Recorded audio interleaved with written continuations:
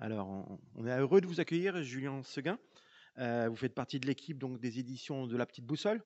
Donc, on le sait, hein, Saint-Étienne est une terre de culture. Vous êtes chef de projet donc dans une agence qui mène de front plusieurs actions, mais qui a décidé depuis quelques années d'être aussi éditeur. Est-ce que c'est un attachement au territoire qui fait qu'à un moment ou à un autre, Peppermint Edition a décidé de créer La Petite Boussole? Alors, oui, alors c'est vraiment dans notre ADN. Nous, à la base, on est, une agence de communication, mais on a toujours été attachés très fermement à notre territoire, à notre identité, à notre culture, à notre patrimoine et on a donc l'agence, c'est Peppermint Création et on a créé du coup l'an passé, les éditions de La Petite Boussole, qui ont porté leur premier titre, Recettes de la Loire en octobre, qui a été dévoilé à l'occasion de la fête du livre en 2023, qui a rencontré un succès, phénoménal et dans lequel on voulait dire tout notre amour, pour la gastronomie ligérienne et à notre grand désespoir, il n'y avait jamais eu de livre à notre connaissance en tout cas qui avait, vraiment porté des vraies recettes de notre gastronomie ou en tout cas très, très peu et du coup, on a voulu faire le nôtre, et on a rencontré notre public. On a eu un succès, assez dingue et du coup, on a voulu remettre le couvert cette année avec un nouveau titre, Cache-cache dans la Loire. Oui. Alors, vous remettez le couvert, vous reprenez un concept qui est un concept très efficace. Où est ce fameux Charlie? Sauf que Charlie, pour le coup, eh ben, il est stéphanois. Alors oui, le concept en lui-même, c'est les cherche et trouve. Surtout, c'est le terme technique, on va dire, dans l'univers jeunesse, on parle des cherche et trouve. Et Charlie, c'est où est Charlie? C'est un peu le porte-étendard, c'est le scotch du ruban adhésif, le frigidaire des réfrigérateurs. Il est devenu cet univers, mais en réalité, l'univers en lui-même, c'est l'univers des cherche et trouve. Et nous, on a voulu faire un cherche et trouve ligérien. Et notre ami Charlie n'étant jamais venu dans la Loire, donc on a fait le nôtre. Et alors nous, c'est pas un personnage qu'il faut chercher, c'est carrément toute une famille. On a essayé de complexifier encore un petit peu le jeu et il s'agit de trouver du coup toute la famille Gaga. On a créé toute une petite famille qui reprend un petit peu les codes de notre histoire, de l'histoire de Saint-Étienne, de la Loire en général.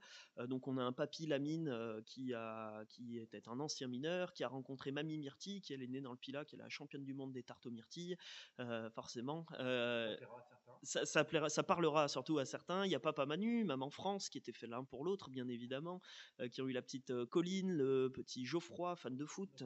On a compris, Julien, vous êtes des créatifs à l'agence, vous avez reporté ce talent. Vous êtes aussi des graphistes. Ça compte, je pense, dans la mise en page. Vos produits sont aussi des beaux livres. Vos deux premiers essais, s'ils ont si bien marché, c'est aussi la mise en page et l'iconographie. Alors oui, bah, c'est vraiment notre cœur de métier, nous, avec l'agence Peppermint Création. C'est vraiment la création graphique, la mise en page, la composition, l'illustration, bref, tous les savoir-faire, on va dire, de la communication. Tout est fait en interne, que ce soit sur Recettes de la Loire historiquement où les photos étaient faites à l'agence, la maquette était faite à l'agence, et là ici les illustrations sont faites à l'agence par nos illustrateurs, et c'est aussi ce savoir-faire qui nous permet de bâtir des ouvrages qui ont l'apparat des plus grands, on va dire. C'est un peu la plus belle critique qui nous a été faite sur Recettes de la Loire et aujourd'hui sur Cache-Cache dans la Loire, c'est quand des libraires viennent nous voir, prennent le livre en main et nous disent waouh c'est fou, on pourrait écrire Hachette ou Gallimard en bas et on verrait que du feu. Et presque même des fois on nous dit Gallimard ils font pas si beau. Et là c'est vraiment là où on est très très fier parce qu'on veut traiter la gastronomie ligérienne comme si c'était la plus grande gastronomie du monde et on veut faire un cherche et trouve ligérien comme si c'était le plus beau Où est Charlie qui ait jamais été fait.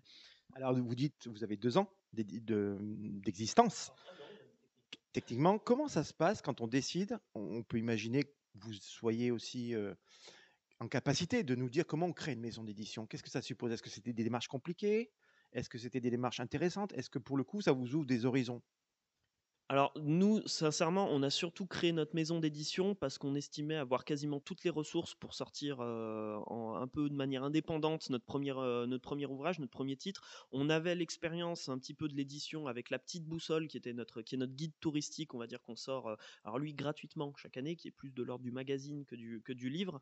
La Petite Boussole, c'est pour ceux qui connaissent pas, c'est vraiment un titre annuel, en gros, qui se veut être un concentré du territoire, qui gratuitement pour ses lecteurs offre un petit concentré des éléments touristiques, culturels, à voir, du patrimoine à découvrir sur le territoire ligérien et qui est financé sur un modèle publicitaire. Donc nous, chaque année, en ayant cette expérience de l'édition d'un magazine assez conséquent, on s'est dit que éditer un livre et mettre un code barre derrière, ça doit pas être beaucoup plus compliqué.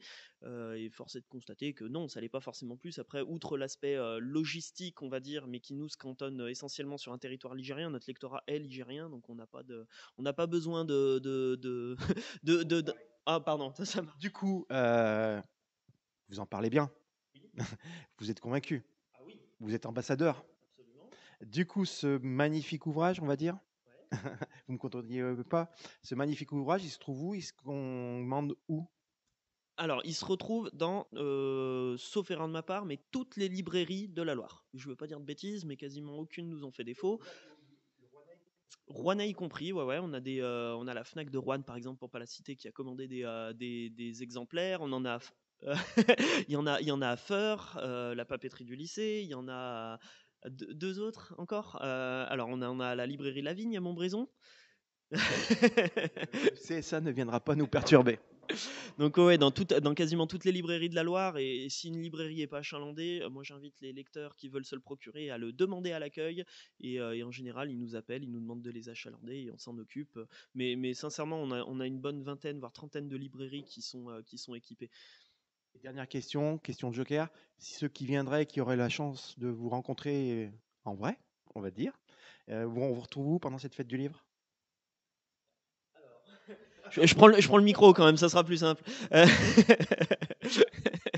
Donc aujourd'hui, si on veut nous rencontrer, faut venir aujourd'hui là. Faut pas louper le coche. On est encore jusqu'à ce soir à la librairie Forum. En dédicace, on a Alexandre Perrard, Charlène Giraud qui sont présents, qui sont les deux illustrateurs principaux, on va dire, de l'ouvrage. D'autres ont travaillé. On est 8 à l'agence, donc on est 8 à avoir vraiment travaillé sur l'ouvrage. Mais là, les deux illustrateurs sont présents à la librairie Forum. Et jusqu'à la fin de la fête du livre, on a aussi des exemplaires qui sont disponibles sur le stand de la Cité du Design, Espace Jeunesse, Place Chavanel. Un prochain épisode l'année prochaine, je présume, avec un nouveau livre. À bientôt, Julien. Merci.